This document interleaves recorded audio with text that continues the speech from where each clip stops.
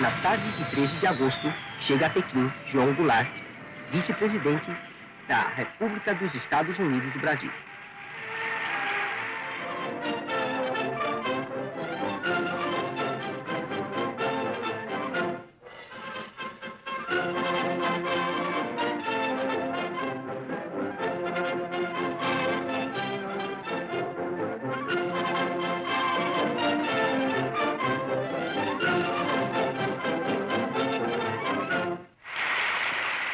Sou portador de uma mensagem ao povo chinês, mensagem de amizade do povo brasileiro.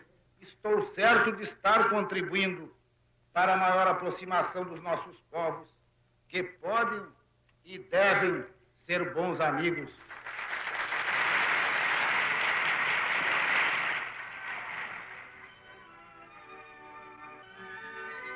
Zhou Enlai, primeiro-ministro do Conselho de Estado, entrevista-se com o vice-presidente João Goulart.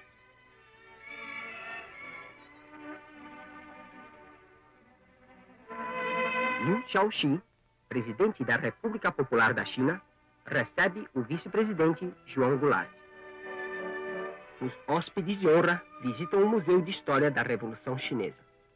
Esses caracteres chineses dizem: distribuamos a terra, a golpe de machado, inauguremos um novo mundo. E a golpes de foice, cortemos o universo velho.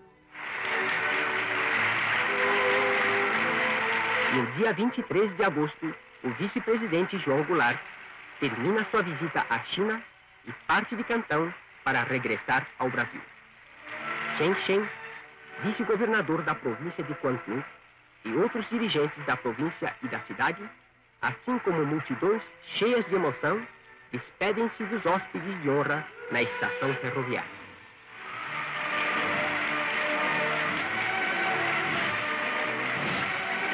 Que sustentem cada vez mais a amizade e a unidade e a cooperação entre os povos da China e do Brasil.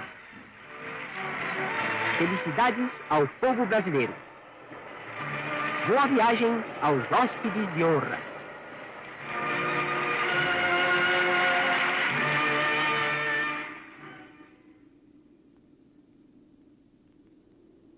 Passava pouco das 6 horas da manhã quando o presidente Jânio Quadros, como de hábito, trancou-se em seu gabinete.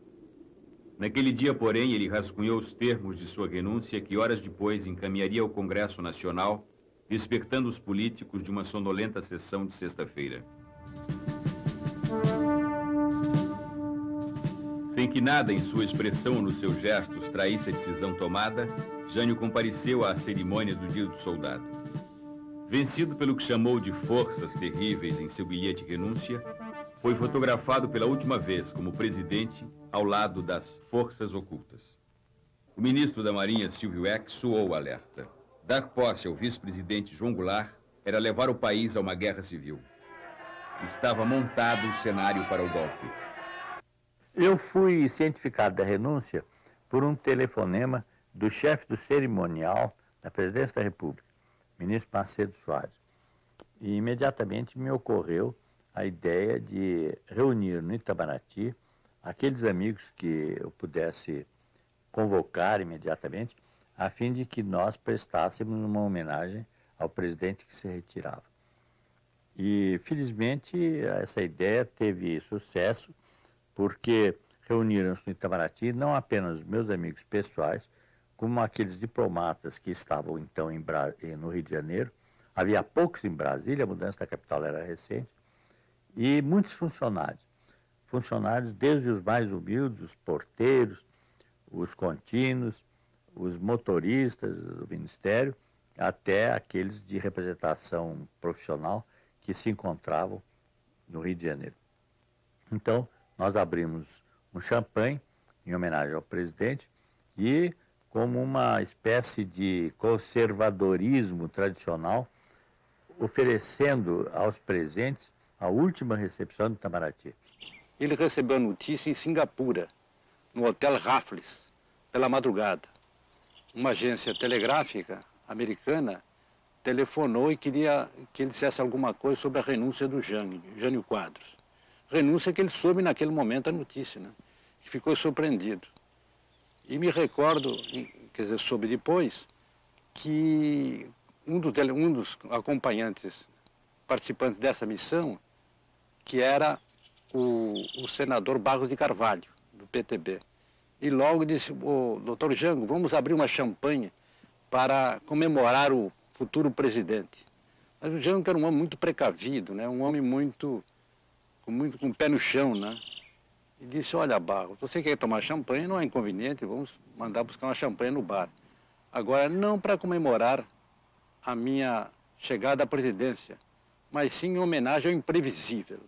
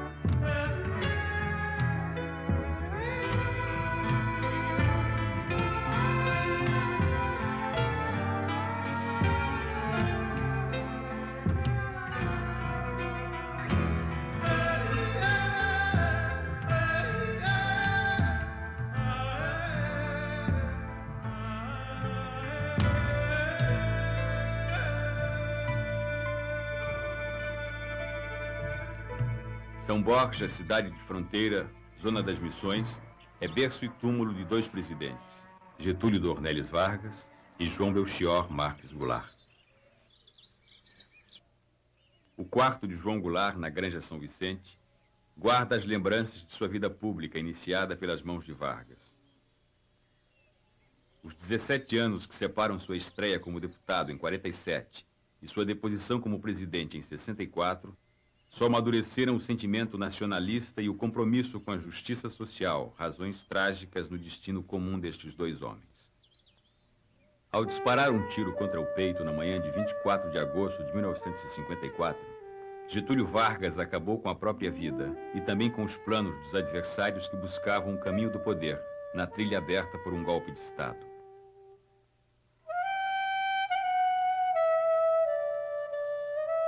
Tudo mudou naquelas horas que separam o suicídio de Vargas e a deposição, exigida na véspera por um ultimato militar.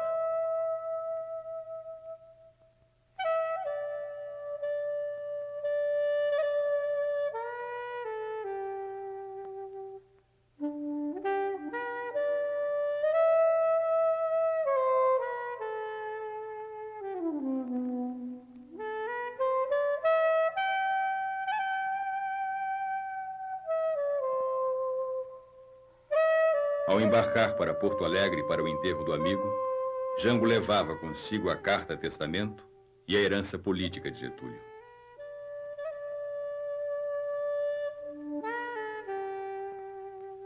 Nascido a 1º de março de 1918, Jango, 7º filho do casal Vicente e Vicentina Goulart, ricos proprietários de terras, teve uma convivência espontânea com os peões da fazenda. A juventude passada em Porto Alegre foi dividida entre a alegria da vida boêmia e os rigores da academia.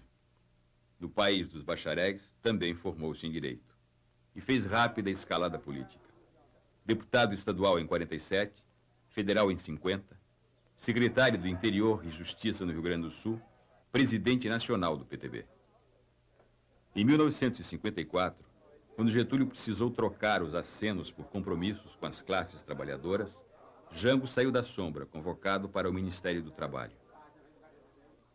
Lado a lado no ministério sentavam-se personagens da velha República, companheiros de Getúlio da Revolução de 30, experientes políticos.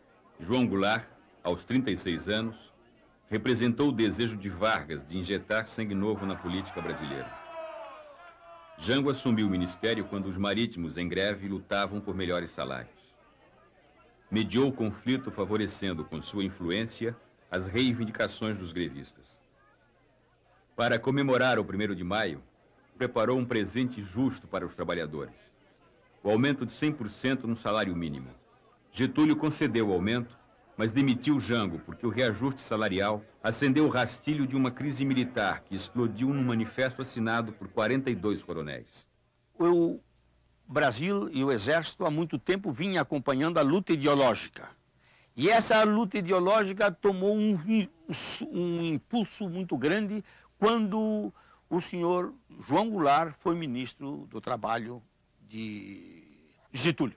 Ele, cercado por elementos de esquerda no seu ministério, começou a tomar medidas que preocuparam os chefes militares. E os coronéis, acompanhando o quadro brasileiro, resolveram dar um alerta aos seus chefes militares generais e escreveram um manifesto com a finalidade de mostrar essa preocupação e o caminho que o Brasil estava seguindo para a sua esquerdização. Essa é a finalidade do manifesto. Esse manifesto foi escrito por um conjunto de militares na Escola Superior de Guerra e no Estado-Maior do Exército. O redator foi o general Golbery. O homem que mais articulou foi o então general Adhemar de Queiroz. A campanha contra Getúlio foi implacável. Gregório Fortunato, chefe da guarda pessoal do presidente, tentou calar a oposição à bala. O atentado, que feriu o jornalista Carlos Lacerda e matou o major da aeronáutica Rubens Vaz na madrugada de 5 de agosto, facilitou a conspiração contra o governo. O desfecho dramático da crise com o suicídio do presidente tirou dos conspiradores o sabor da vitória.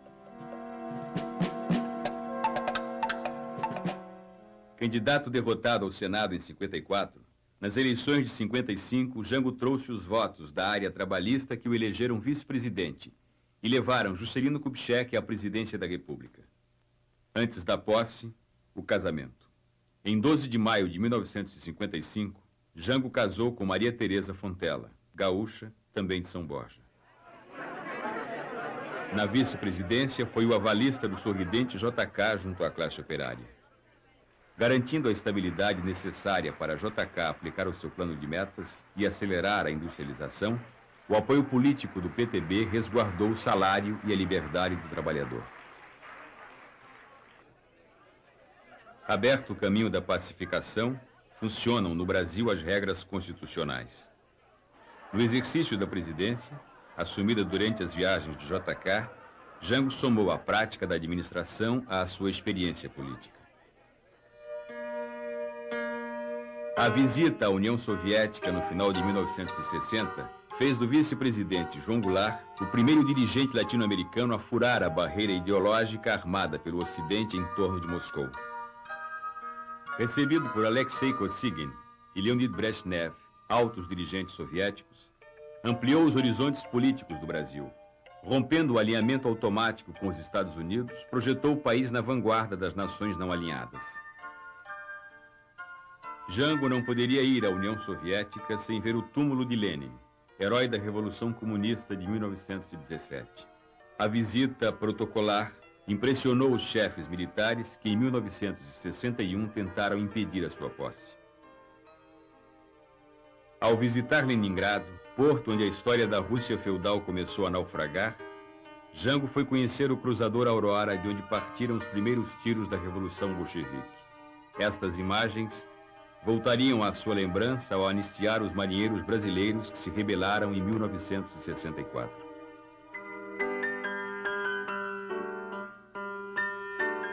A descontração da viagem em ritmo alegre e informal fez o degelo da Guerra Fria.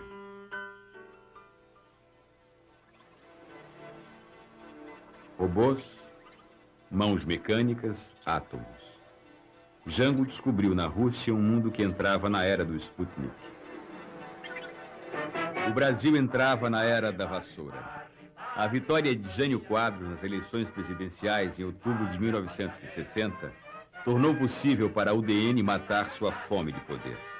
Carlos Lacerda, Afonso Arinos e Magalhães Pinto foram os anfitriões da festa que converteu Jânio num udenista novo.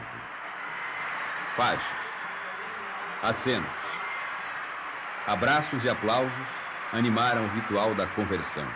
O Brasil estava contagiado pela febre janista. Dessa maneira, Jânio Quadros, esperança desse povo abandonado. Varre, varre, varre, varre, varre, vassourinha.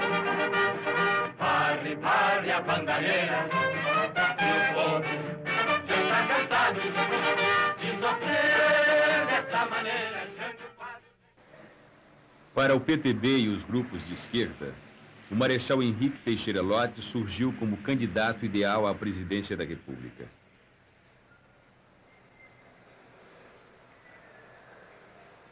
Respeitado nas Forças Armadas, conquistou a admiração civil no 11 de novembro de 1955, ao garantir, como ministro da Guerra, a posse de JK e Jango. Sua candidatura estava lançada desde 1956, quando recebeu a Espada de Ouro, em homenagem promovida por sargentos e suboficiais. Jango foi candidato à reeleição.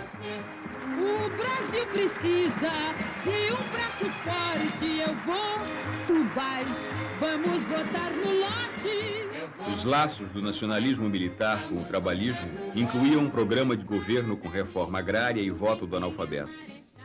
Na hora de votar, eu vou jangar, é Jango, é o Jango Goulart.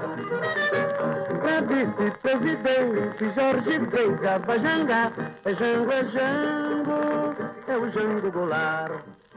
O PSD, para não romper a bem-sucedida aliança com o PTB, acompanhou a indicação da chapa Lotz e João Goulart. O eterno candidato Adhemar de Barros, com seu velho partido social progressista, roubava os votos populares. Antes, os de Juscelino, agora os de Lotz. O sóbrio Milton Campos foi a garantia da UDN na dobradinha com Jânio.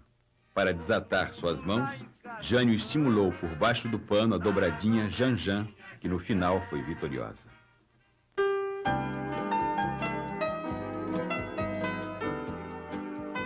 Os 5 anos de JK sacudiram o Brasil. A modernização contagiou o país com a epidemia do novo. Bossa nova, cinema novo, nova capital.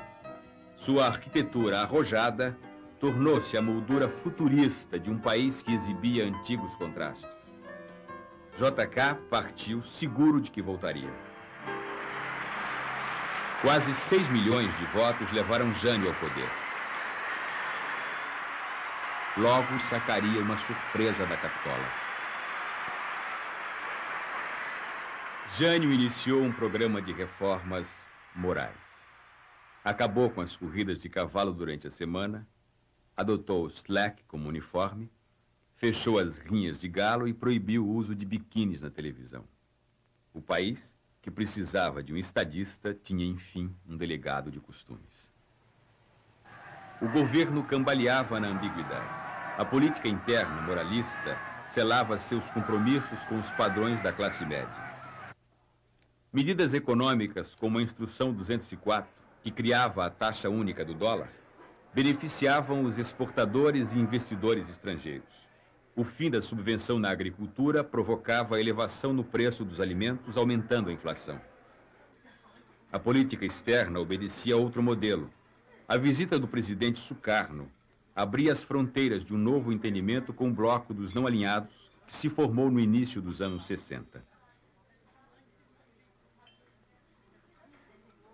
Então, o presidente tinha uma espécie de contradição entre a expansão da personalidade brasileira no meio internacional e a limitação da sua situação econômico-financeira.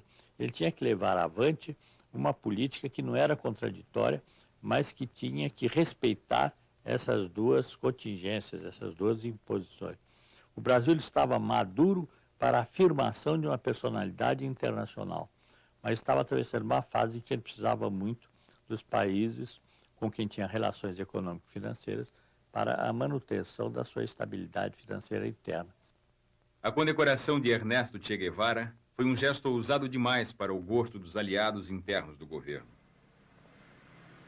Carlos Lacerda, até então seu mais poderoso aliado, rompeu com Jânio e abriu a crise que desembocaria na renúncia.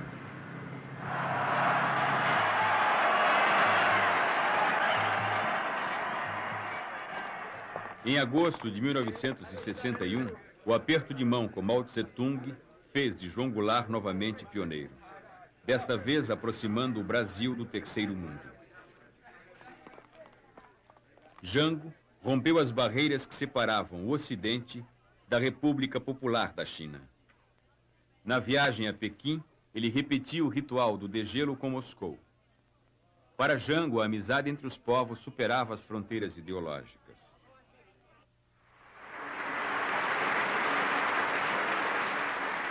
A visita reconhecia o direito do povo chinês à sua autodeterminação.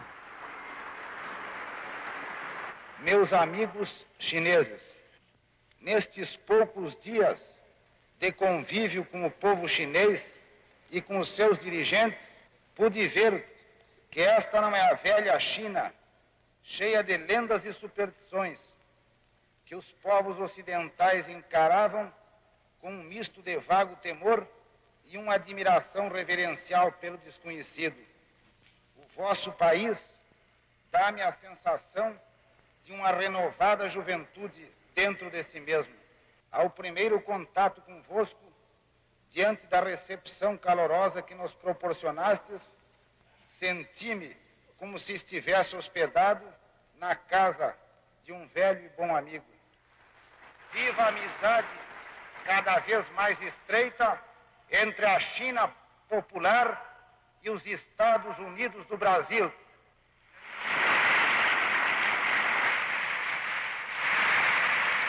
Viva a amizade dos povos asiáticos, africanos e latino-americanos.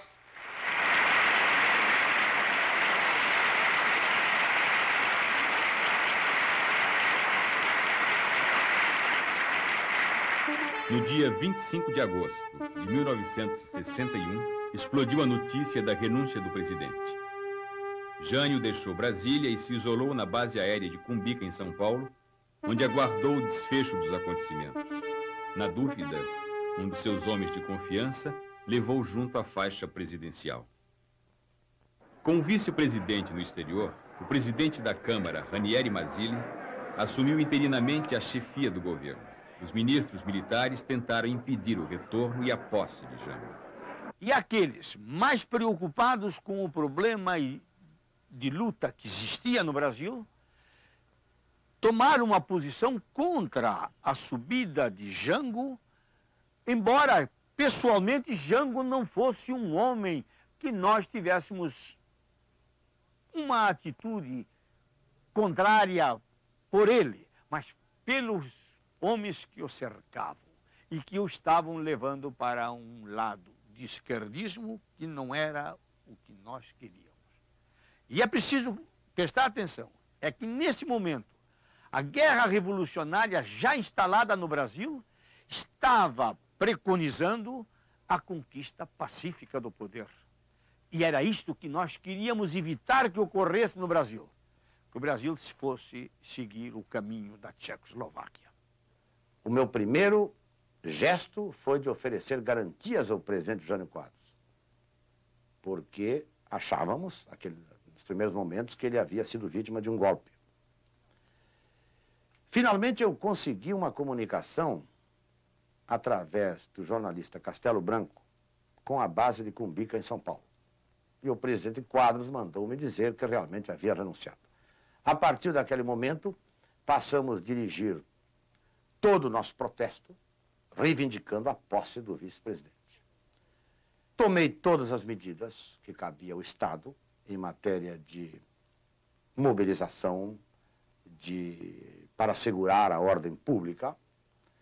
Comuniquei-me com o comandante do Terceiro Exército, dizendo que, diante da situação, que ele também sabia, cabia ao Estado tomar todas as providências para resguardar a ordem pública. E que, de acordo com a Constituição, somente quando não pudéssemos resguardar a ordem pública, pediríamos, então, a cobertura e a colaboração das forças federais. Ele concordou e eu passei a tomar todas as providências. Mobilizamos todos o armamento disponível e nos preparamos para uma resistência. E sentimos que o Brasil inteiro fechou. Todos os demais estados submeteram-se à junta militar, com exclusão do governador Mauro Borges. Aqui no Rio de Janeiro, o governador Lacerda desencadeou a repressão. Em São Paulo também houve uma omissão por parte do governador Carvalho Pinto e desencadeou-se a repressão. O mesmo em Minas. E procurei contato com todos os generais e chefes militares que eu consegui, direta ou indiretamente. Foi, aliás, nesse momento que eu tive um diálogo muito duro com o general Costa e Silva, que comandava o 4º Exército no Recife. Eu lhe digo, em suma, que foi um movimento muito espontâneo, muito natural, que foi crescendo. Procuramos usar de todos os meios possíveis, particularmente os meios de comunicação, que foi a nossa salvação. Conseguimos informar não apenas a opinião pública do Estado e do país, quer dizer, ganhamos aquela luta essencialmente como uma batalha de opinião pública, como também conseguimos informar aos próprios militares, ao ponto que a junta militar que ocupou o governo dava ordem para uma unidade militar marchar contra o Sul, e eram os próprios oficiais que se reuniam e decidiam recusar a ordem. A UNE, sob a minha presidência, decretou uma greve nacional e houve uma grande mobilização estudantil. A diretoria da UNE decidiu deslocar a sede da União Nacional dos Estudantes para o Rio Grande do Sul, para ali, juntamente com o povo gaúcho e com o povo brasileiro, participar intensamente da campanha da legalidade. Eu tive a oportunidade de me dirigir aos estudantes universitários brasileiros pela cadeia da legalidade e participando de todo o processo de mobilização popular, de resistência ao golpe militar contra o presidente João Goulart. O povo nas ruas, a resistência no Sul, a divisão nas Forças Armadas, devolveram ao Congresso Nacional o controle do processo político. Desta vez, os políticos não debatiam o impedimento de Jango, mas a sua posse. A legalidade foi restabelecida com uma solução de compromisso. O Congresso aprovou a emenda parlamentarista. No senta-levanta da votação, ainda havia indecisos.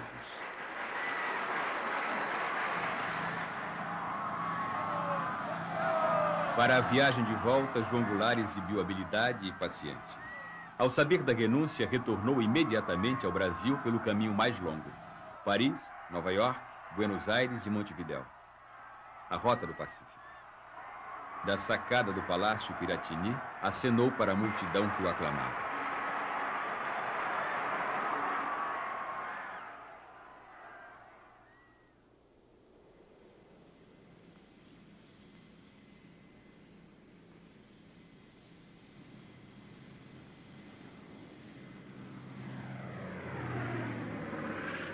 Na chegada a Brasília, políticos e militares se confraternizavam diante da solução pacífica da crise.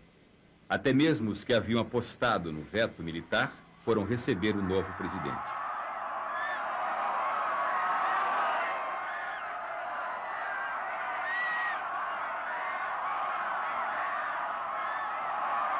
Os coronéis de 54 estavam divididos. O general Antônio Carlos Muricy foi obrigado a deixar seu posto no Rio Grande do Sul por ter resistido a Brizola. O general Golbery, frustrado com a renúncia de Jânio, deixou o exército para fundar o IPES. O general Ernesto Geisel, comandante militar do Planalto, desarticulou a Operação Mosquito, planejada por oficiais da FAB que pretendiam derrubar o avião que trazia Jango a Brasília.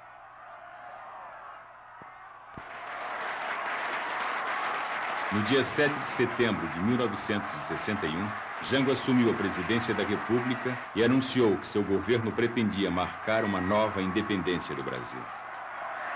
Sabem os partidos políticos, sabem os parlamentares, sabem todos que, inclusive por temperamento, inclino-me mais a unir do que a dividir.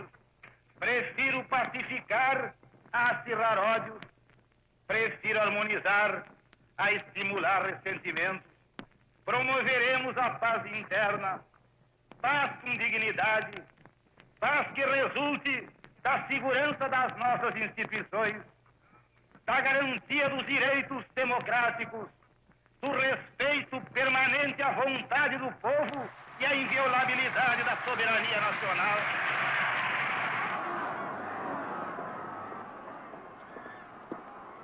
O deputado Ranieri Mazzilli, do PSD, devolveu a faixa presidencial a João Goulart. O presidente, no entanto, continuaria tutelado pelo PSD durante o novo regime.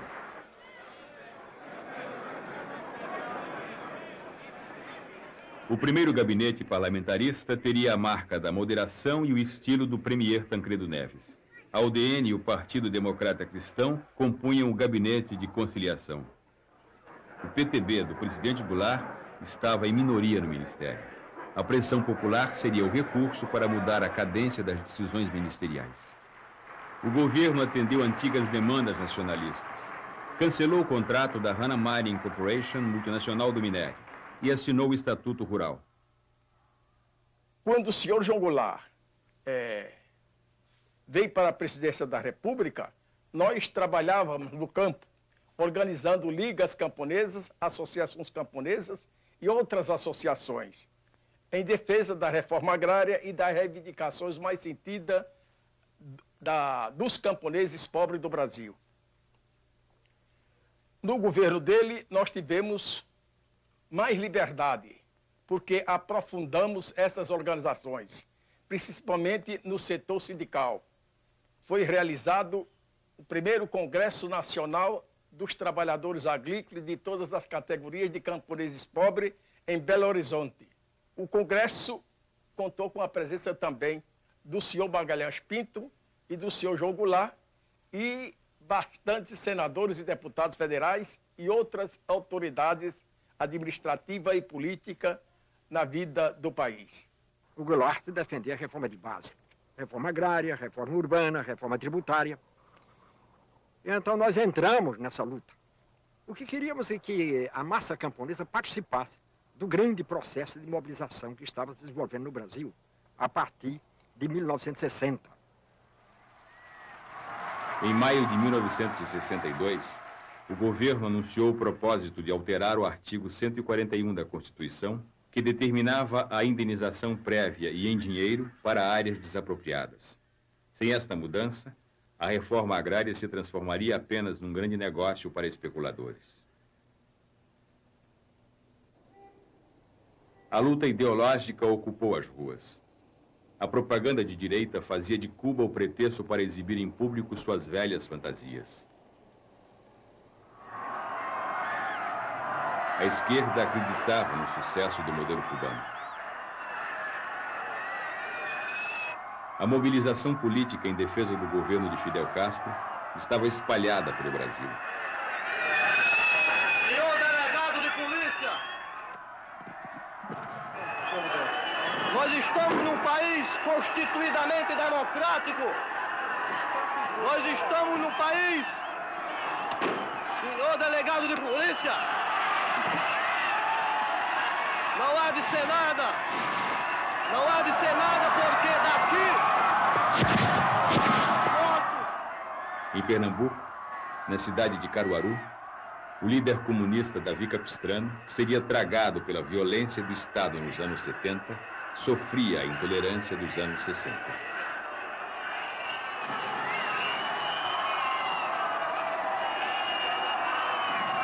Apelo para a classe operária de Caruaru. Eu convoco todos os membros do Partido Comunista em Caruaru.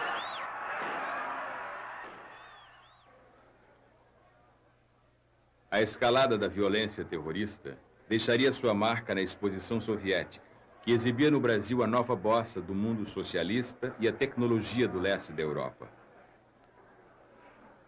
O inquérito que apurou o atentado revelou que parte dessas ações era planejada nos porões do governo da Guanabara. Entre os implicados, o chefe de polícia do Estado. A União Nacional dos Estudantes foi alvo dessa ação terrorista dos grupos de extrema-direita. O movimento anticomunista desencadeou uma ação contra a União Nacional dos Estudantes, metralhando a sede da UNE. Na verdade, o que estava ocorrendo é que se organizava no Brasil uma corrente fascista, organizações paramilitares que se organizavam, a direita se organizava, financiado por organizações estrangeiras, posteriormente, inclusive, tomou-se conhecimento disso. Tudo isso com uma razão muito clara: impedir a participação do povo na política, conter a participação dos trabalhadores, conter a participação da classe operária, conter a participação dos trabalhadores rurais, conter a participação dos estudantes. Porque nós estávamos exatamente numa caminhada para um processo de democratização maior, democratização econômica, democratização da propriedade da terra, democratização do poder político, democratização do saber. E as classes dominantes brasileiras, no seu racionalismo, quer dizer, os grandes grupos estrangeiros, as empresas multinacionais, quer dizer, os latifundiários, a grande burguesia brasileira, não podia admitir nem mesmo as limitadas reformas de base que o presidente Jango Goulart queria implantar no Brasil. O lance mais ousado do governo brasileiro foi sua política externa. O Itamaraty estabeleceu a diplomacia do não alinhamento, desatando os nós que prendiam os interesses do Brasil às decisões tomadas em Washington. O governo reatou relações com a União Soviética, votou contra a política colonialista na África e apoiou o direito de Cuba à sua autodeterminação. A política externa esbarrou nas fronteiras da dependência econômica. A pressão norte-americana levou o ministro Santiago Dantas a Washington, onde, sob um clima frio, negociaria os limites da dívida brasileira. Creio que estes dias de contato com as autoridades financeiras americanas e internacionais em Washington se desenvolvem dentro do que tive a oportunidade de anunciar ao povo brasileiro antes de partir do Brasil, e que os seus resultados corresponderão à expectativa do povo brasileiro. A saber, o Brasil não pretende aumentar imoderadamente o seu endividamento e, pelo contrário, o que deseja é estabelecer condições que lhe permitam enfrentar os seus compromissos de acordo com sua capacidade de pagar. A viagem de João Goulart aos Estados Unidos em abril de 1962 conteve temporariamente o afastamento entre os dois países.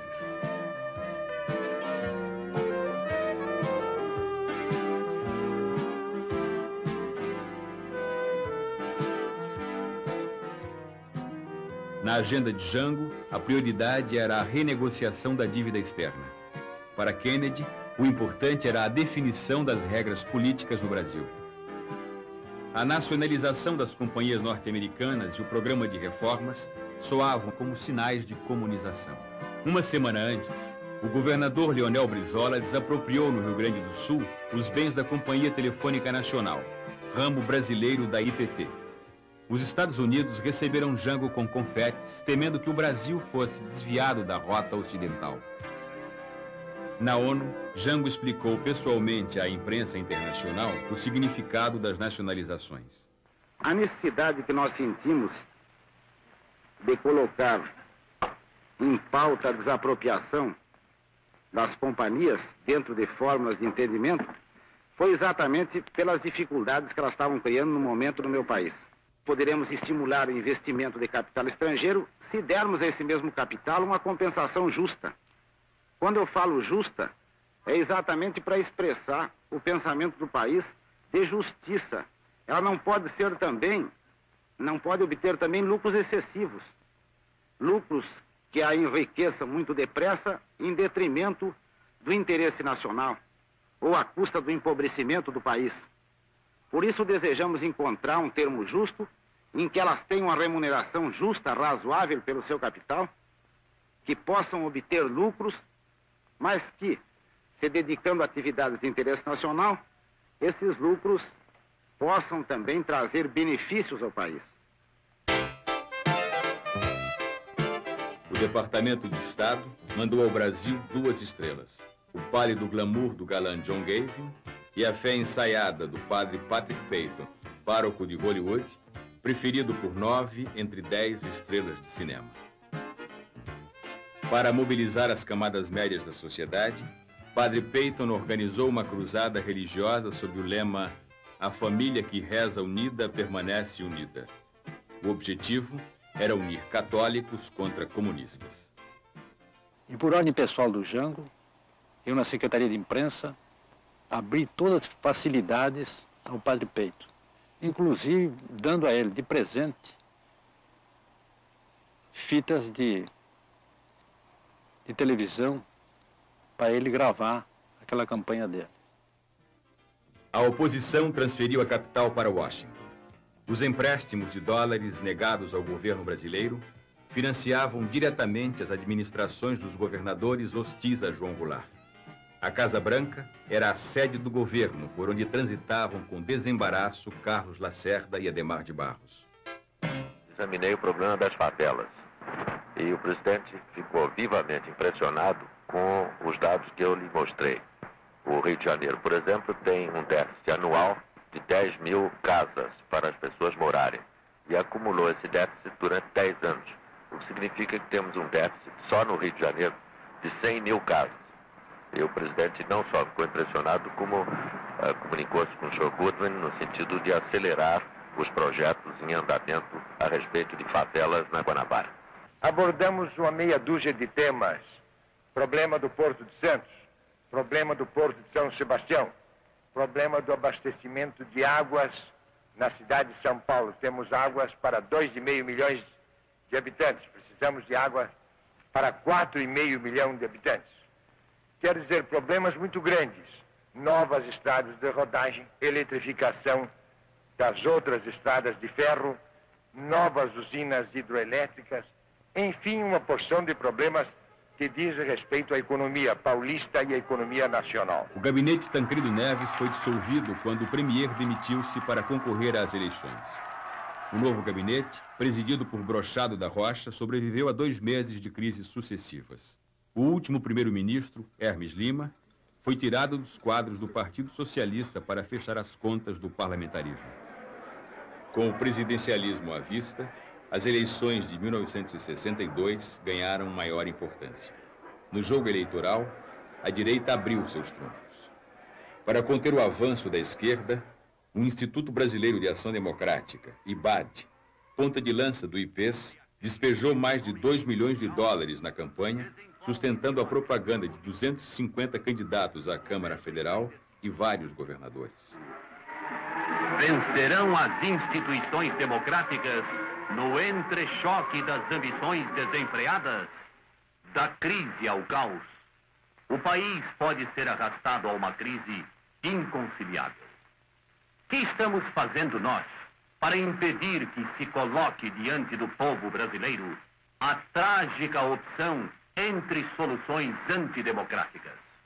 Nós, os intelectuais, nós, os dirigentes de empresa, nós, os homens com responsabilidade de comando, nós que acreditamos na democracia e no regime da livre iniciativa, não podemos ficar omissos enquanto a situação se agrava dia a dia. A omissão é um crime. Isolados, seremos esmagados. Somemos nossos esforços. Orientemos no sentido único a ação dos democratas para que não sejamos vítimas do totalitarismo. E é justamente para coordenar o pensamento e a ação de todos aqueles que não querem ficar de braços cruzados diante da catástrofe que nos ameaça, que é necessário criarmos um organismo novo, com uma mensagem nova para a nova realidade do Brasil de hoje. Temos uma finalidade básica: evitar que a difícil situação que o país atravessa venha a comprometer nossas instituições democráticas e tradições cristãs. O Instituto de Pesquisas e Estudos Sociais tem essas finalidades básicas. Seus objetivos são claros e definidos. A ele caberá executar um plano que leve a esses objetivos: fortalecimento das instituições democráticas, superação do subdesenvolvimento, estabilização da moeda, moralização e eficiência da estrutura governamental. Mas o IPES não pode ficar em palavras. É preciso agir. O derrame de dólares não conteve a vitória de políticos comprometidos com as reformas. A bancada da UDN diminuiu e a do PTB aumentou. O PSD manteve a maioria. O novo Congresso ganhou outras feições. Os políticos reagruparam-se em frentes. De um lado, a Frente Parlamentar Nacionalista. Do outro, a Ação Democrática Parlamentar, trincheira da reação contra as reformas. Um dos aspectos mais importantes da atuação dessa direita parlamentar, que embora na Ação Democrática Parlamentar, de ação democrática pouco ou nada tinha, foi justamente conseguir transformar a atuação legislativa num palco para conflitos. Conflitos que certamente eram baseados em reais interesses econômicos, mas que eram apresentados como batalhas ideológicas. O povo, convocado para decidir a sorte do sistema parlamentarista, devolveu a Jango os poderes que lhe foram tirados. 15 milhões de eleitores foram às urnas. Quase 10 milhões disseram não ao parlamentarismo. Restava a Jango 3 anos de governo.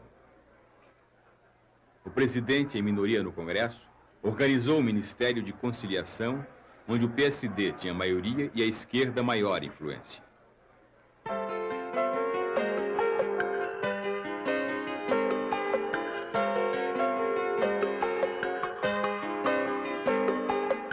Democratização do uso da terra, voto do analfabeto, disciplina dos aluguéis, bases justas para o salário mínimo. Estes pontos fixavam as regras de um programa de governo capaz de estabelecer maior harmonia social.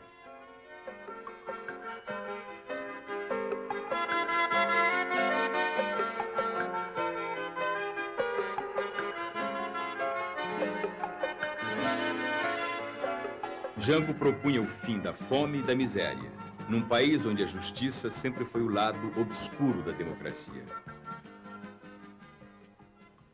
A situação do Nordeste recebeu atenção particular do governo. Sobre os planos do presidente, recairiam em 64 as mesmas acusações feitas a ele, ministro do Trabalho, em 54. Fomentador de greves, articulador da luta de classes, inimigo do capitalismo. Os trabalhadores rurais, mobilizados pelo processo de transformação social, eram despertados contra a secular miséria do campo. A perspectiva de pequenas mudanças num país de grandes desigualdades reacendeu ilusões. Milhares de trabalhadores, sem terra e sem trabalho, embarcaram nesse trem de esperanças, saltando das páginas da literatura para o cenário político. Jango, com as reformas, fez o Brasil viver sua utopia.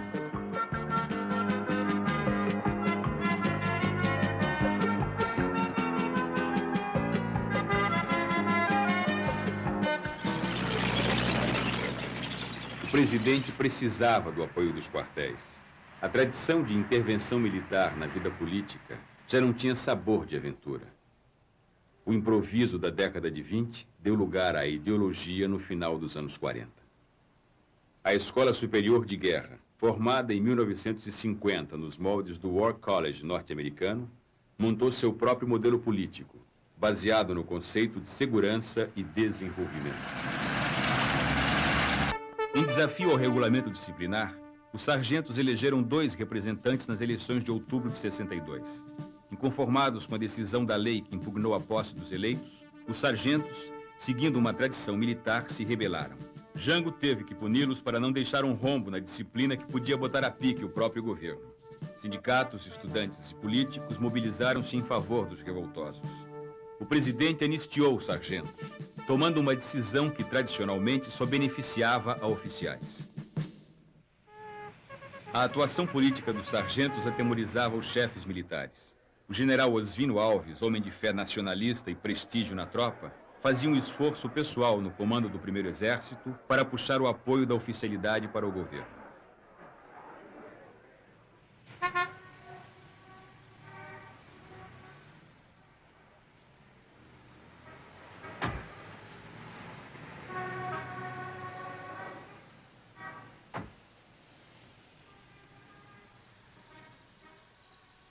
João Goulart acabaria cometendo um erro fatal. Como tantos outros governantes progressistas da América Latina, pagou pela ingenuidade de tentar resolver a questão militar na mesa de almoço. A conspiração contra Goulart já estava adiantada. Os telegramas confirmam que o próprio ministro da Guerra de Jango, general Amaury Cruel, integrava o grupo de militares que articulavam os planos para o golpe de Estado. Reunidos em palácio, eles teriam jurado mais uma vez fidelidade ao presidente e respeito à Constituição. O desejo dos chefes militares era exatamente que Jango fosse ao fim do governo. Porque nós só pretendíamos entrar numa ação armada no último caso. Nos preparávamos, sim, para ficar em condições de enfrentar qualquer ação do governo. Quando, porém, em fins de 63, tivemos notícia de que o governo estava preparando um golpe, e essa notícia foi confirmada por elementos de maior valor e confiança, nós partimos, então, para a possibilidade de partir antes do governo.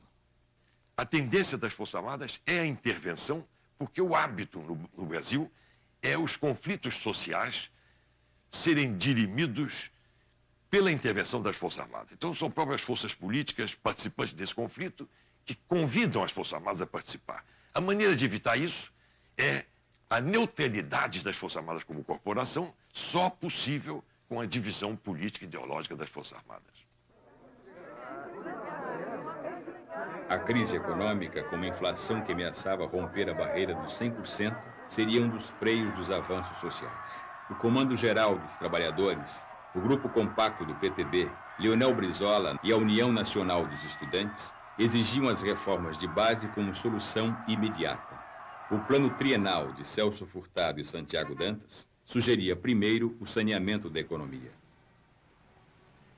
Esse é um ponto muito importante, porque nos põe a mão no que era a própria natureza do governo João Goulart. João Goulart não havia sido eleito presidente da República. Ele havia sido, na verdade, parte de uma coligação PSD-PTB. E quem estava em primeiro plano era o PSD, que era o partido majoritário. Próximo à presidência da República, ele teve que recompor essas forças. E se criou, então, diria eu, uma dicotomia, mas uma dupla orientação no governo, ou nas forças de apoio ao governo. Um grupo se empenhava em retomar completamente o controle da situação. Quer dizer, uma economia em desordem, que, como expliquei, por forte pressão inflacionária, balança de pagamentos, problemas externos e internos. E era necessário retomar o controle disso. E minha opinião, na época já, era que não se retoma o controle, senão crescendo, de uma forma ordenada. Daí o plano trienal. Isso é o espírito do plano trienal. Eu dizia, se tomamos o controle da situação, pomos a economia para crescer, então é possível introduzir as reformas que são a essência mesma da política do governo. Por isso o plano trienal terminava indicando as reformas de estrutura que eram necessárias. mas elas vinham como uma decorrência de um maior controle sobre a economia e, portanto, da formação já de um consenso em torno dessa solidez ao governo. O que aconteceu foi que os distintos grupos que apoiavam o governo não se entenderam sobre isso, pelo menos sobre, não digo, essa estratégia, não se entenderam. E havia poderosos grupos que consideravam que era mais importante era lançar imediatamente a bandeira das reformas. E foi nisso que não se formou consenso. E o presidente João Goulart ficou um pouco entre os dois grupos. Bombardeado pelos sindicatos e pelos empresários, o plano trienal não saiu da gaveta. Como remédio para a crise econômica, tinha um efeito insuportável para o governo: a contenção dos salários. O Comando Geral dos Trabalhadores, completamente absorvido pelos debates institucionais, abandonou o fortalecimento de suas bases sindicais. O CGT trocava o trabalho na linha de produção junto aos operários pela atuação na linha de frente junto aos políticos. A greve era uma palavra de ordem só atendida pelos trabalhadores das empresas estatais, às vezes com o apoio discreto dos operários da indústria e do comércio. Quando o Comando dos Trabalhadores percebeu o equívoco, era tarde. O mês de março já se aproximava. Jango pretendia reformar a face do capitalismo brasileiro, diminuindo as desigualdades sociais, dando-lhe um aspecto mais humano, menos selvagem. Entre seus aliados, muitas vezes seus objetivos eram confundidos com a intenção de acabar com o capitalismo. Outras tantas, de não pretender acabar com o capitalismo. Tinha que compor sua estratégia de ação, lutando ainda contra o desconforto pessoal de ser o presidente rico de um país pobre.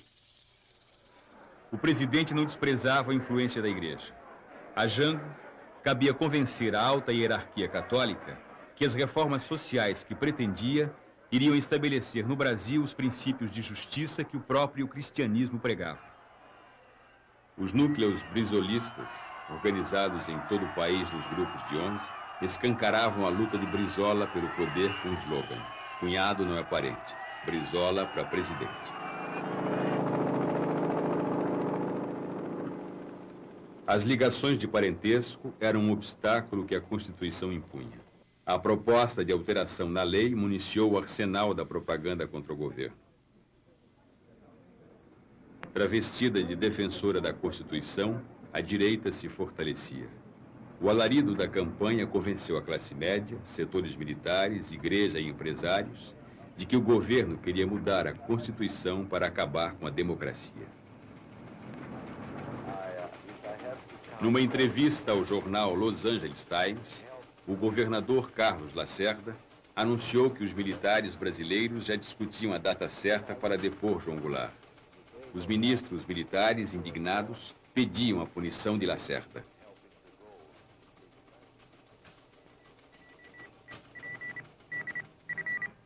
Jango tentou lançar mão do estado de sítio para superar politicamente a reação militar contra o governador e reestabelecer a autoridade de seu governo. A esquerda suspeitou que a medida pudesse se desdobrar contra ela. É preciso voltar atrás àqueles dias difíceis e conturbados, quando as pressões se avolumavam contra nós. Quando vinham de todo lado, vinham daqui de dentro e vinham do exterior. Realmente não se queria admitir que no Brasil as reformas fundamentais fossem feitas. Nós tínhamos notícias de que em São Paulo, Adhemar de Barros, e no estado do Rio de Janeiro, Carlos Lacerda, se preparavam de uma forma ativa para uma revolução ou para um golpe. O estado de sítio foi decidido no Rio de Janeiro, numa reunião de Jango com o seu ministério e com seus ministros militares. As notícias que chegaram em Brasília do estado de sítio foram muito atemorizantes para nós. Nós não sabíamos naquele momento se a correlação de forças permitia que se instalasse um estado de sítio nesse país que não fosse depois alterado pelas forças majoritárias, aí pela parte reacionária do PSD, aliada ao UDN, num instrumento contra o trabalhador, num instrumento contra as conquistas dos trabalhadores, independente da vontade de João Goulart. Depois que Jango chegou a Brasília e que nós verificamos que o projeto de estado de sítio começou a ser emendado, permitindo violação de domicílio, permitindo todos aqueles abusos que depois de 64 foram normais, que nós tomamos a decisão de sermos contrários ao estado de sítio. Eu não sei até hoje se esta decisão nossa foi correta. Para evitar a derrota, Jango recuou. Isolado no Congresso, hostilizado pelos governadores Lacerda, Magalhães e Adhemar, bloqueado economicamente pelos Estados Unidos, Jango não tinha outra saída. Partiu para a mobilização popular, empunhando pessoalmente a bandeira das reformas. Em janeiro de 1964, o presidente tirou da gaveta e regulamentou a Lei de Remessa de Lucros, que tinha sido aprovada pelo Congresso há mais de um ano. Já no mês de março, um almoço na Vila Militar e a recepção calorosa manifestada por alguns oficiais não apagaram a inquietação e as dúvidas no olhar fatigado do presidente. A adesão de militares subalternos e o engajamento da oficialidade no projeto nacionalista do governo expressavam o empenho de quase todos os setores da sociedade brasileira na construção de uma democracia mais justa.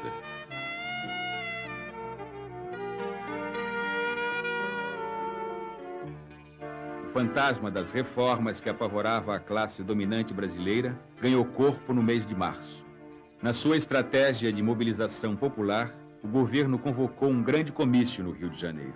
O comício da Central, como ficou conhecido, foi marcado para uma sexta-feira, 13. Tudo foi cuidadosamente preparado. Dos alto-falantes à segurança, nada podia sair errado quando o presidente levasse a mensagem das reformas ao povo. Estava pronto o cenário para o último ato. O mês de março de 64 foi um mês de grandes atividades e de grandes preocupações. A subversão levada pelo governo estava em crescimento dia a dia e nós já tínhamos decidido enfrentarmos o que fosse feito pelo governo. Quando veio o comício do dia 13, nós recebemos esse comício quase como um assinte, uma bofetada no Exército, feito ao lado do quartel-general, com cartazes francamente subversivos da ordem democrática. Aquilo chocou profundamente aos militares. E dias antes do dia 13, eu tomei conhecimento, por um oficial meu subordinado, de que havia um grupo de oficiais que pretendia acabar com o movimento da maneira mais violenta possível. Eu julguei aquilo muito grave. Levei o fato ao conhecimento do general Castelo Branco no Estado-Maior do Exército e do general Costa Silva no Departamento de Produção e Obras. Ambos, e particularmente o general Castelo, ficaram muito preocupados e disseram: mas não pode haver isso, o comício deve se produzir, o comício nós não devemos interferir e é preciso evitar que isso aconteça. Realmente era importante que aquilo acontecesse, porque nós tínhamos consciência de que a revolta no Exército aumentaria contra um governo que estava querendo desestabilizar a democracia no Brasil.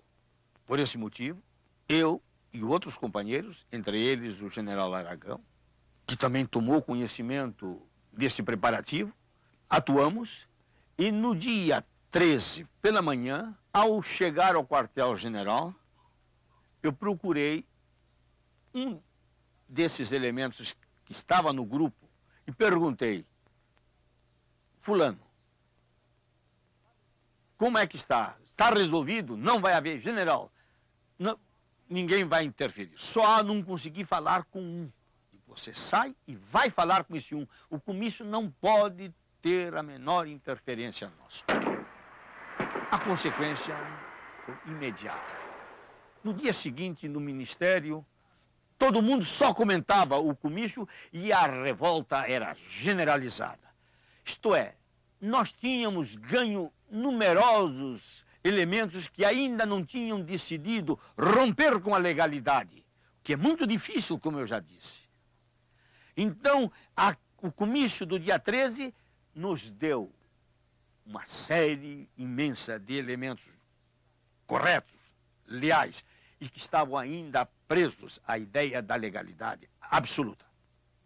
Bem, o Comista Central é uma espécie de tentativa para acelerar o processo das reformas, né?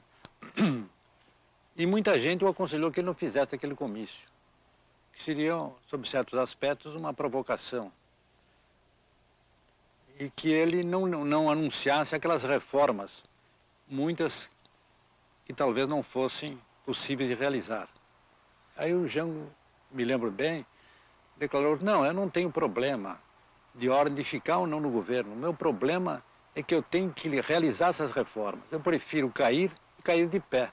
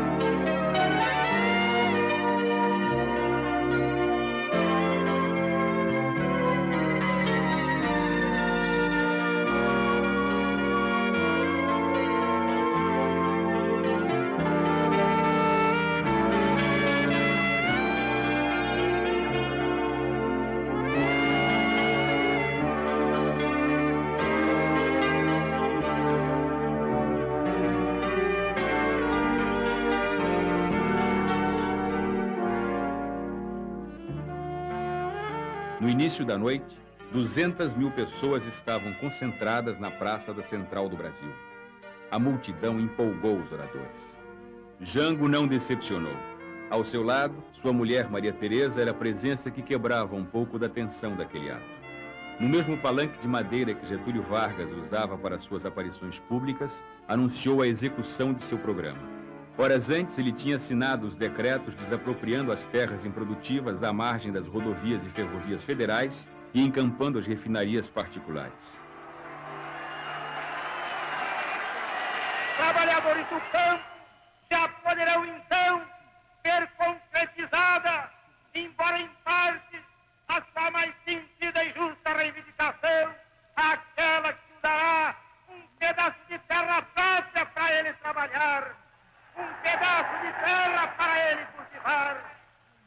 Aí então, o trabalhador e a sua família sofrida, irá trabalhar para ele, porque até aqui ele trabalha para os donos da terra que ele aluga, ou para os donos da terra que ele entrega sua produção.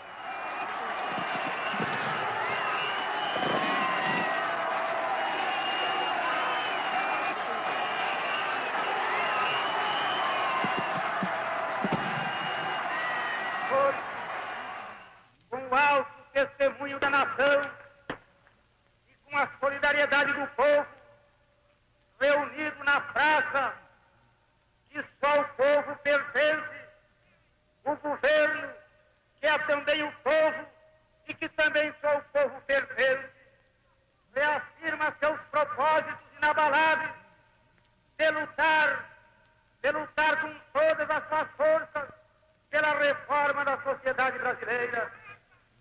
Não apenas pela reforma agrária, mas pela reforma tributária, pela reforma eleitoral ampla, pelo voto do analfabeto, pela elegibilidade de todos os brasileiros, pela pureza da vida democrática, pela emancipação econômica, pela justiça social e ao lado do povo, pelo progresso do Brasil.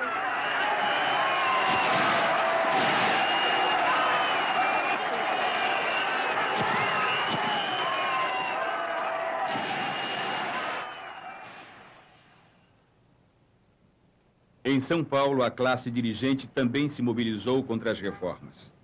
Com o apoio do governo do Estado, da sociedade rural e dos setores da igreja, foi organizada a Marcha da Família com Deus pela Liberdade. Ex-combatentes de 32 e as 400 paulistas levavam o rosário numa das mãos e na outra cartazes com alguns de seus mandamentos. O civismo matará o comunismo. defesa da Constituição e da legalidade. Jango retirou-se com a família para São Borja na Semana Santa de março de 1964.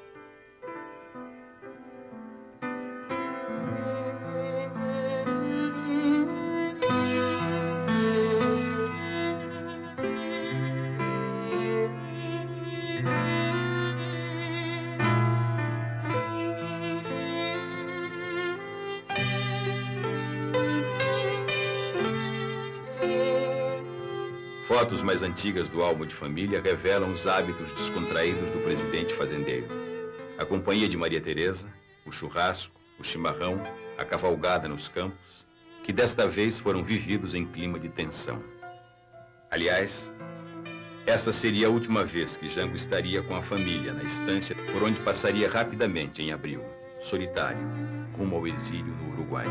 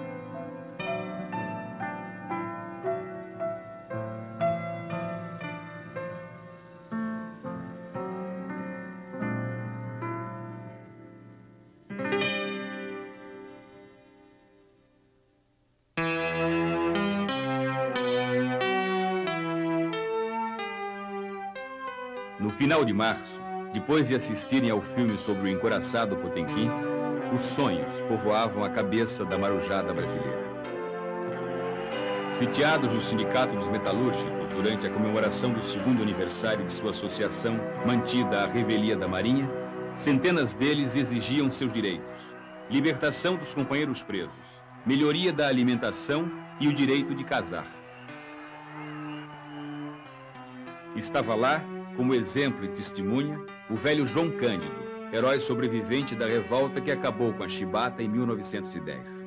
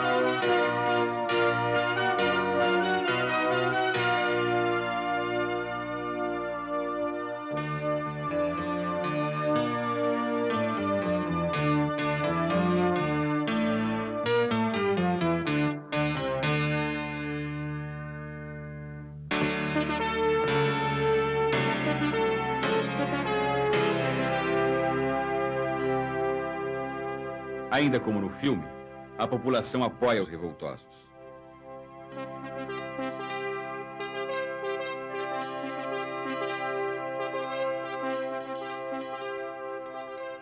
Amotinados no clube naval, em nome da disciplina, os oficiais exigiam a punição dos rebeldes.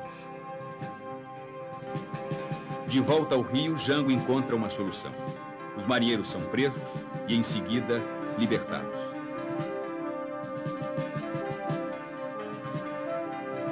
O ministro da Marinha se demite.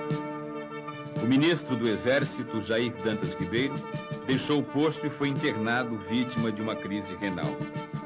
O impacto do episódio nas Forças Armadas provocou a adesão de oficiais legalistas ao movimento que depôs o presidente. Para eles era insuportável ver a hierarquia esfacelada. Já havia rumores no levante militar quando o presidente compareceu no dia 30 de março à sede do Automóvel Clube para ser homenageado pela Associação dos Sargentos e Suboficiais da Polícia Militar. O presidente falou energicamente que não permitiria a subversão em nome da ordem. Seu improviso de saudação aos subalternos era uma advertência tardia aos oficiais superiores.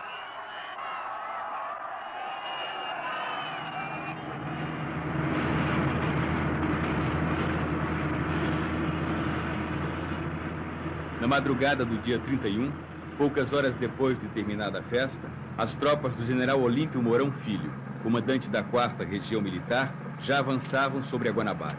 O levante, vindo de Minas Gerais, precipitava o golpe.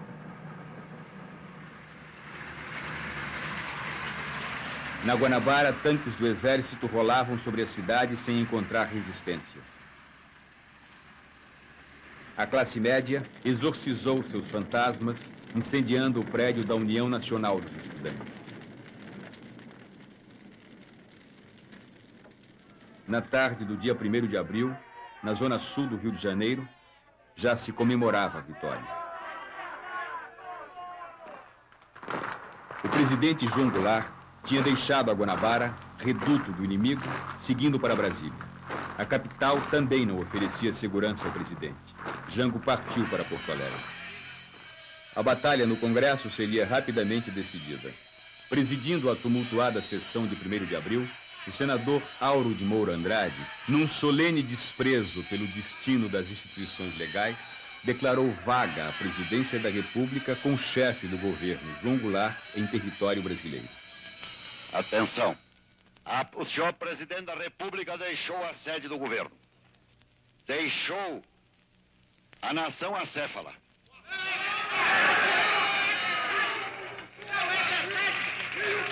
Numa hora gravíssima da vida brasileira, em que é mister que o chefe de Estado permaneça à frente do seu governo. Abandonou o governo. E esta comunicação faço ao Congresso Nacional. Esta cefalia configura a necessidade do Congresso Nacional como poder civil imediatamente tomar a atitude que lhe cabe nos termos da Constituição brasileira. Para o fim de restaurar nesta pátria conturbada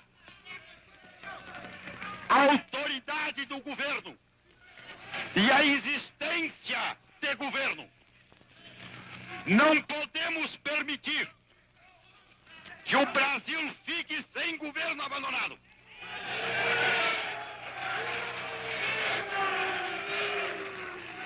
Há sob a nossa responsabilidade a população do Brasil, o povo, a ordem. Assim sendo, declaro vaga a presidência da República.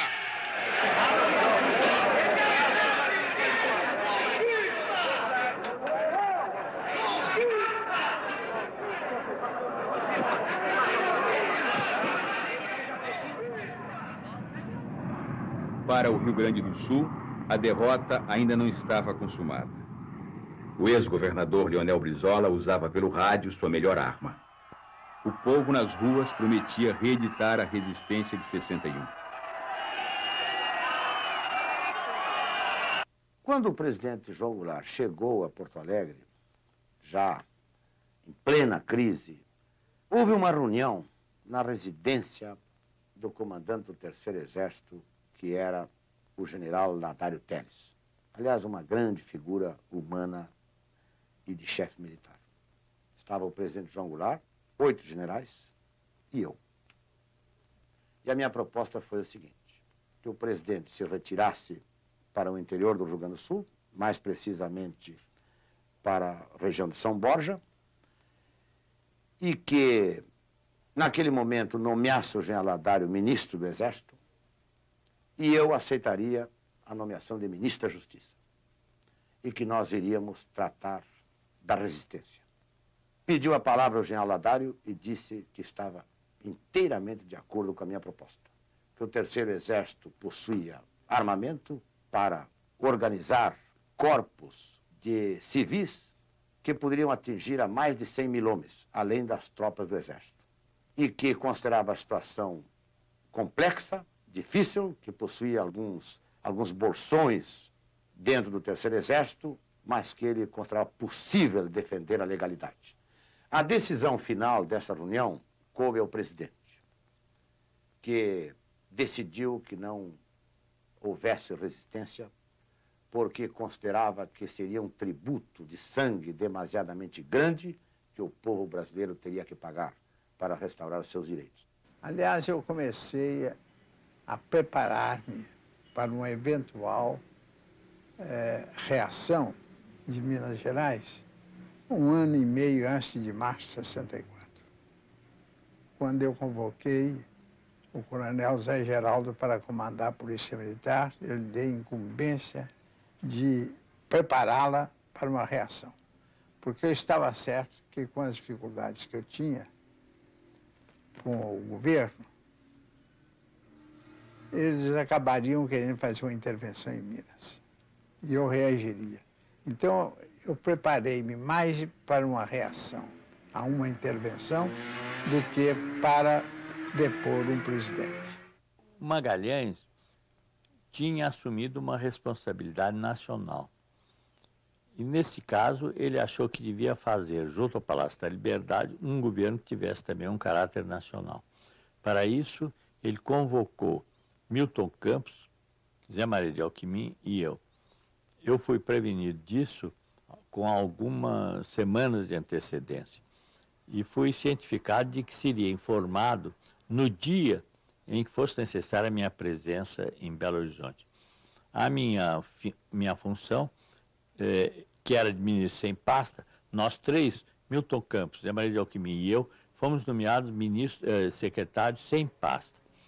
E a minha função de secretário sem pasta era a obtenção de um eventual apoio internacional para o reconhecimento da nossa condição de beligerância, caso as condições efetivas do movimento que se preparava chegassem até esse ponto. O reconhecimento de beligerância, como você sabe bem, importa no fornecimento de elementos capazes de auxiliar o movimento político que está em andamento. Não foi necessário. E nós sabíamos, confiávamos na vitória. E houve uma reunião mesmo nossa em que antes estávamos todos imaginando o tempo que duraria. A previsão era de durar uns 6 meses de luta, no mínimo. Eu era considerado um homem optimista. Achava que em 1 mês se acabava. O único que acertou foi o Golbery, que disse: cai como castelo de cartas. Apesar da surpresa, apesar do desgaste que já vinha sofrendo o governo, se o presidente João Goulart decidisse resistir, decidisse contra-atacar, ele dispunha ainda de tropas, ele dispunha de elementos aqui no Rio para, inclusive, ocupar o Palácio Guanabara, onde estava o Lacerda conspirando, ele talvez tivesse ganho aquela parada, ou pelo menos estabelecido uma luta mais prolongada. Mas ele resolveu não resistir. Foi uma decisão, a meu ver, até acertada, porque evitou derramamento de sangue. E hoje, depois dessas informações liberadas lá do americano, a gente está vendo o envolvimento que, inclusive, tinha o governo americano no golpe militar que estava se processando no Brasil. A história de que os Estados Unidos tinham mandado navios para o Brasil era uma coisa velha. ela já tinha sido, inclusive, mencionada uma vez num programa de auditório da TV americana chamado Firing Line, que é do William Buckley. Ele estava entrevistando, na época, no começo da década de 70, o governador, o ex-governador, já na época, Carlos Lacerda, quando do auditório se levantou alguém e disse: olha, isso aí não é verdade, eu estava no Caribe, na época, embarcado, fazendo serviço militar, e o navio em que eu estava foi desviado para a costa brasileira na época da Revolução. Havia histórias assim. E havia também a conversa de que talvez os Estados Unidos tivessem mandado realmente navios para a costa brasileira, mas eram só petroleiros. O que se descobre na Operação Brother Sun é que ela em conjunto era uma coisa muito maior. Quer dizer, ela de verdade incluía os 4 petroleiros. Os 4 petroleiros vinham abastecidos para garantir o suprimento de combustível da Revolução se o movimento tivesse que durar, encontrasse muito resistência e tivesse se prolongado por mais de um mês. Havia 136 mil barris de gasolina comum, querosene para aviação, havia tudo isso. Também houve a movimentação de navios de guerra, que eram, se não me engano, 6 destroyers. Um porta-aviões foi mandado para a costa brasileira, navio especializado em transporte de helicópteros, 24 aviões de combate e transporte. Houve um embarque muito grande de munição, que não chegou sequer a ser trazido para o Brasil, mas foi embarcado nos Estados Unidos. Esses navios, de vários pontos do Atlântico, começam a convergir para a costa brasileira. Pouco antes da madrugada do dia 2 de abril, toda a operação é desmobilizada quando chega o aviso de que os militares já tinham tomado o poder. Essa era a Operação Brother Sun. No dia 2 de abril, com os gaúchos desmobilizados, Jango partiu para São Borja e, em seguida, para o exílio no Uruguai.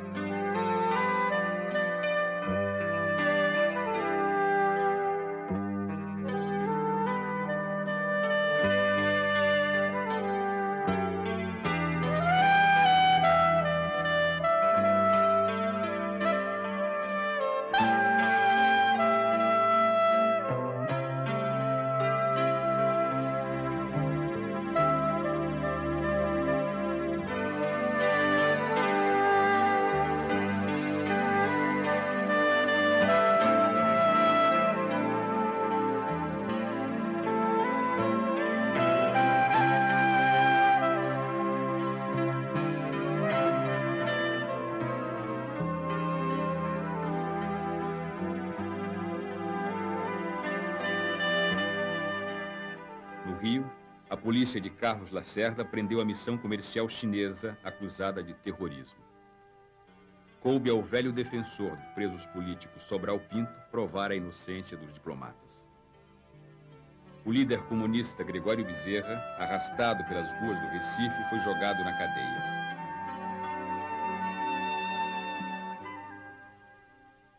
Entre os prisioneiros, um traidor.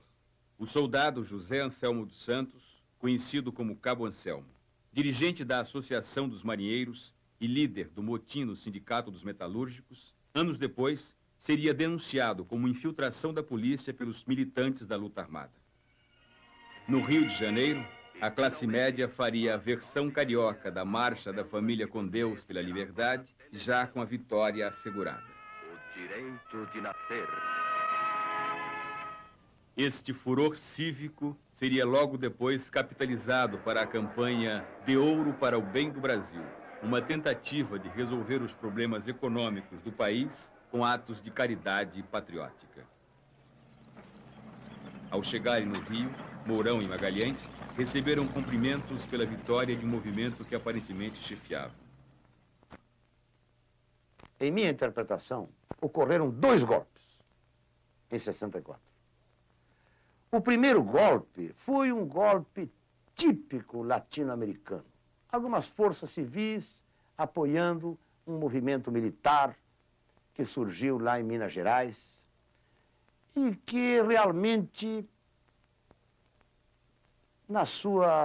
seus aspectos exteriores, era realmente o que nós conhecemos da história da América Latina. Agora, no curso daquele golpe, houve o outro, deu-se o outro, por dentro. Este foi o que ficou e acabou expelindo todos os personagens, civis e militares, que participaram do primeiro. Este foi o que permaneceu, foi este que construiu, nesse tempo, um núcleo militar e um sistema econômico. Porque, na verdade, haviam dois movimentos. O de Minas, que eu chamo que era movimento ingênuo, patriota, que queria apenas pôr ordem no país e não desejava nada de pessoal. Eu jamais desejei. Tanto que, chegado ao Rio de Janeiro, o Carlos Lacerda e o Juscelino me procuraram, dizendo que era hora de eu assumir o poder. Eu disse que não fiz movimento para assumir a presidência da República. Foi sem pleitear qualquer coisa de pessoal, o que eu queria é que o Brasil entrasse no seu caminho verdadeiro da ordem e da tranquilidade. No Rio de Janeiro, havia um grupo que se preparou muito bem. Mas esse grupo parece que Lincoln Gore estava ligado, porque esse grupo teve recursos. Nós, em Minas, fizemos com os nossos recursos próprios e poucos. E nem depois fomos indenizados, porque o presidente Castelo era do outro grupo. A escolha do general Castelo Branco inaugurou no Brasil o sistema de eleições presidenciais indiretas com candidato único resguardado por atos institucionais. Declaro empossado na presidência da República dos Estados Unidos do Brasil, Sua Excelência, o senhor Humberto de Alencar Castelo Branco. Defenderei e cumprirei com honra e lealdade à Constituição do Brasil.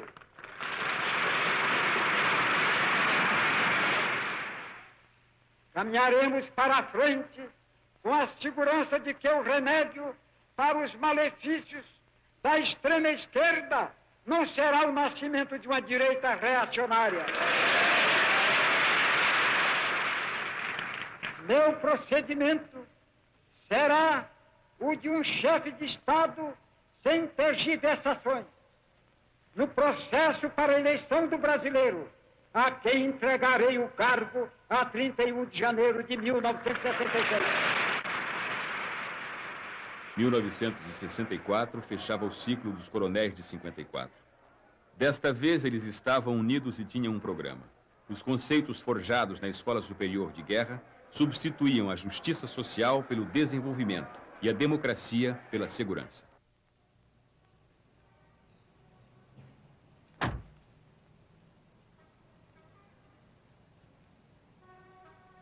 O Ministério Castelo Branco tinha políticos udenistas e tecnocratas, agora a serviço da nova ordem. Mas o verdadeiro núcleo do poder após 64 estava nas mãos dos companheiros de armas.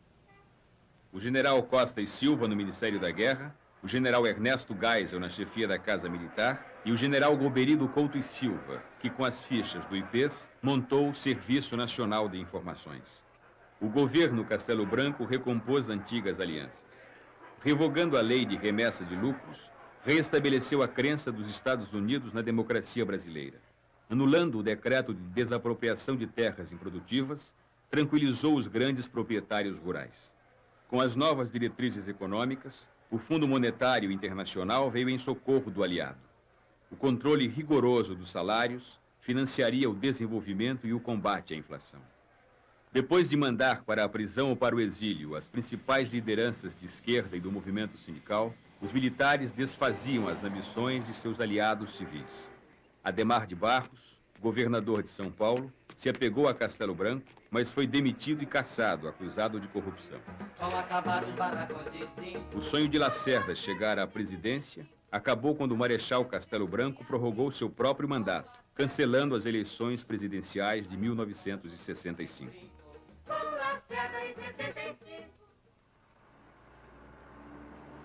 As eleições para os governos estaduais fizeram de JK o centro da resistência civil. A vitória das oposições para os governos estaduais em Minas e na Guanabara inquietou o governo. Pressionado pela linha dura, Castelo Branco baixou o ato institucional número 2, extinguindo os partidos políticos e transformando também em indiretas as eleições dos governadores. O cordial JK, também cassado, cumprindo o ritual dos IPMs, passou pelo mesmo caminho que muitos outros brasileiros passariam.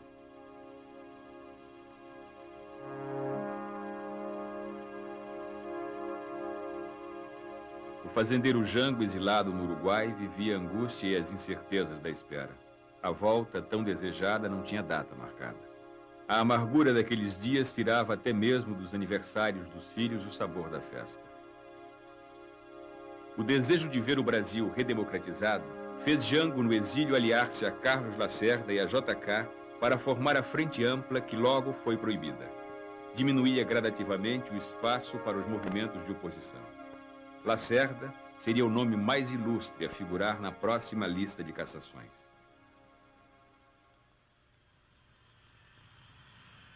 O sucessor do Marechal Castelo Branco foi o general Costa e Silva.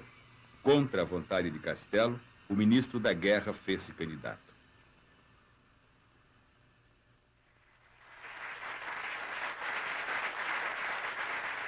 No Congresso, sob aplausos da Arena e o silêncio do MDB, Costa e Silva tomou posse. O novo presidente prestou juramento com uma nova Constituição, editada em 1967, que tinha desfigurado os princípios liberais da até então intocável Carta de 1946.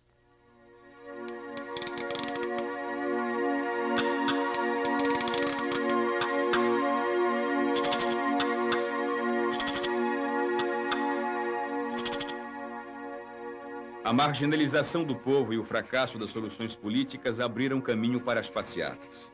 Os movimentos de protesto promovidos por estudantes, intelectuais e profissionais liberais, violentamente reprimidos, levaram à radicalização. A derrota do populismo provocou desencanto com as fórmulas políticas tradicionais e lançou uma nova palavra de ordem: a luta armada. Da zona das Caraíbas à Cordilheira do Sul, espalhou-se a vaga revolucionária dos anos 60.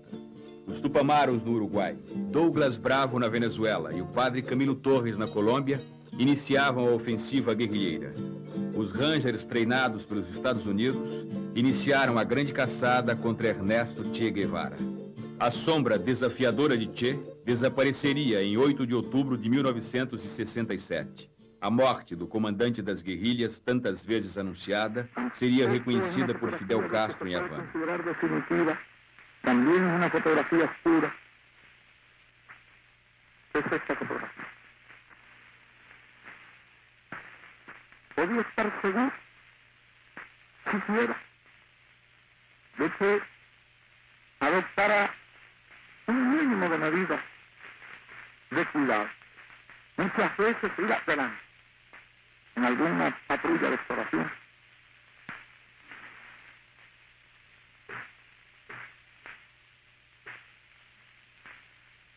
Es posible que él, por otra parte, muy consciente de la misión que se había asignado, en el valor relativo de los hombres.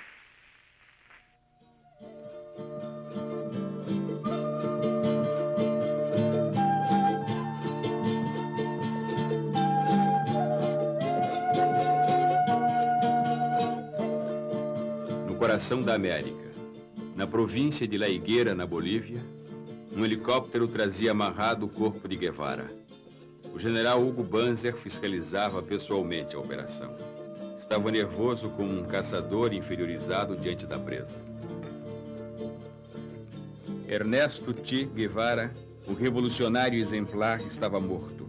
Sua imagem, com um fuzil na mão e uma estrela na boina, renasceria não só no Terceiro Mundo, mas nas rebeliões de 68 em Paris, Praga, Berlim, Berkeley.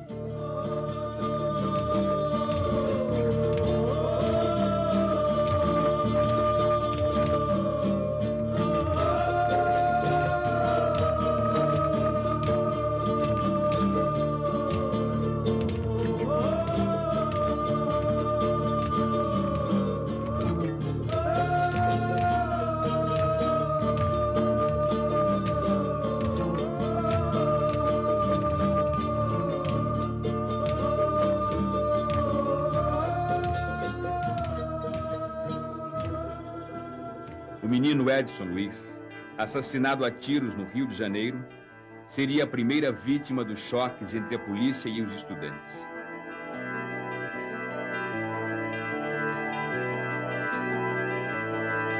Quem cala sobre teu corpo consente na tua morte, talhada a ferro e fogo nas profundezas do corte que a bala riscou no peito. Quem cala morre contigo, mais morto que estás agora. Relógio no chão da praça, batendo, avisando a hora que a raiva traçou. No incêndio, repetindo o brilho de teu cabelo.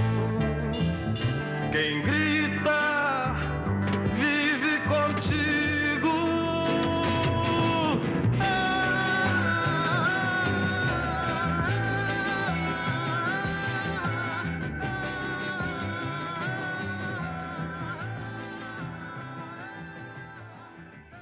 Sua morte motivou os grandes movimentos de protesto nas ruas. Claro, ficou decidido na Assembleia dos Intelectuais que eles comparecerão em massa à passeata. Eu estarei lá, espero que vocês também compareçam. Você, Tony? Devemos comparecer todos. Eu vou como mulher, como atriz, como mãe, como cidadã. Eu vou porque eu quero que a opinião pública saiba que nós indo temos muita coragem para desmanchar o mito do que o estudante está querendo uma coisa errada e a desordem. Eles são a nossa esperança e nós estamos de braços abertos para aceitar todas as suas reivindicações. Eu me sinto orgulhosa de meus filhos participarem disso. Estarei na rua, tenho 2 filhos universitários. Eu prefiro que meus filhos estejam na rua a estarem fumando maconha, em roda de iê fumando maconha.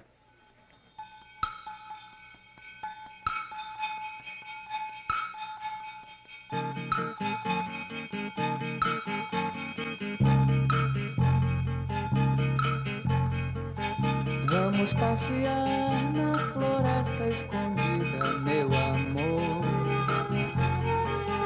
Vamos passear na avenida.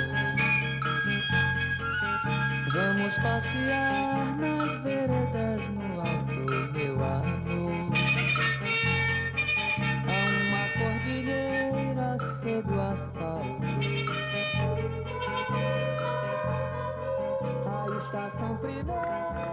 O pretexto para o endurecimento do regime foi um discurso do deputado de oposição Márcio Moreira Alves, o pedido do governo para processá-lo e a negativa do Congresso, tomada em defesa de sua soberania. Presidente Vargas, Presidente Vargas, Presidente Vargas, vamos passear nos Estados Unidos do Brasil. vamos passear escondidos. Em dezembro de 1968, de novo numa sexta-feira 13, o governo fechou o Congresso e promulgou o Ato Institucional número 5. O fechamento do regime e a repressão sobre as organizações civis neutralizou a oposição. A censura aos jornais, rádio e televisão abafou qualquer sinal de protesto. A igreja, que ficou do lado das forças que derrubaram Jango, reapareceu no final dos anos 60 como a única instituição organizada em defesa da justiça e dos direitos humanos. O assassinato do padre Henrique, colaborador direto de Dom Helder Câmara, marcou com sangue a nova orientação da igreja. Com a perseguição, a cassação de todo o movimento popular, a obstrução dos movimentos sindicais, faz com que a igreja reste como o único espaço onde o movimento popular possa se reorganizar. De certa maneira, a única instituição para a qual não se poderia nomear um general da reserva para ser o presidente da Conferência Episcopal ou para ser o arcebispo de São Paulo. Então isso faz com que o popular irrompa dentro da igreja. Depois do sucesso inicial, marcado por operações de sequestro e assalto a bancos, a guerrilha urbana isolada do povo foi esfacelada. O ex-deputado Carlos Marighella, antigo dirigente do Partido Comunista, fundador da Ação Libertadora Nacional, ALN, morreu em São Paulo numa emboscada preparada pelas forças policiais. Como me acaba de decir a los trabajadores, yo no voy a renunciar. Colocado en un tránsito histórico, pagaré con mi vida la lealtad del pueblo. No Chile, ainda foi tentada outra alternativa. Uma coalizão que congregou comunistas, socialistas, liberais e católicos progressistas elegeu o senador Salvador Allende. Candidato derrotado nas eleições de 52, 58 e 64, Allende chegou ao poder em 1970, propondo a via pacífica para o socialismo. A alegria do governo de Allende, a tentativa de conciliar socialismo com liberdade, acabou no banho de sangue financiado dos Estados Unidos. Viva Chile! Viva el pueblo! Viva los trabajadores! Em 1973, a CIA e a ITT financiaram a deposição e o assassinato de Allende. Em 1975, já não restava nenhuma democracia no Cone Sul, mas este painel ficaria ainda mais sombrio. Organizações policiais e paramilitares montaram a Operação Condor, com o objetivo de impedir qualquer ação política de oposição no continente. Em Washington, uma bomba acabou com a vida de Orlando Letelier, ex-ministro de Allende. Em Buenos Aires, foi sequestrado e morto o senador Michelini do Uruguai. O general Juan José Torres, presidente da Bolívia, e o general Carlos Prates, ex-comandante em chefe do exército chileno, foram assassinados por explosões de bombas. O presidente João Goulart sabia que seu nome constava nesta lista de políticos condenados. O maior sonho dele, a maior vontade que ele tinha era de voltar ao Brasil. Eu acho que, no fundo, ele não aguentava mais essa instabilidade de ficar percorrendo países da América Latina e, mais tarde, até pensar em se radicar na Europa. Porque a vontade que ele tinha e a esperança que ele tinha era de poder voltar ao Brasil. O sonho de retorno terminou no dia 6 de dezembro de 1976. Na sua fazenda em Mercedes, na Argentina, ao lado de Maria Teresa, morreu de um ataque cardíaco.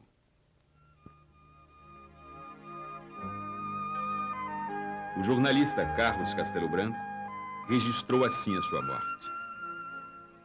O presidente João Goulart, sem condições de voltar ao Brasil, compelido a deixar a Argentina e aconselhado a não permanecer no Uruguai, morreu como um peão perdido à procura do caminho de volta ao seu galpão.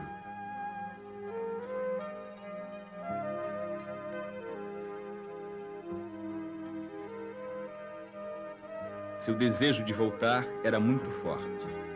Na fração de tempo que separa a vida da morte, voltaram as imagens da juventude em São Borja, da sua posse em Brasília, do 13 de março na Central, do enterro de Vargas.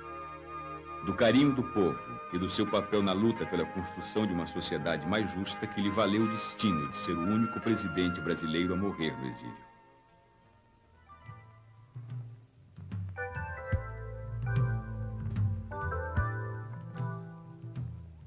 No dia 7 de dezembro, o corpo de João Goulart atravessou de volta a fronteira do Brasil para ser enterrado em São Borja. Haviam-se passado 12 anos desde que ele saíra para o exílio. A família, os amigos e ex-auxiliares estenderam sobre o caixão do ex-presidente da República a bandeira da anistia. O silêncio foi a versão oficial do governo.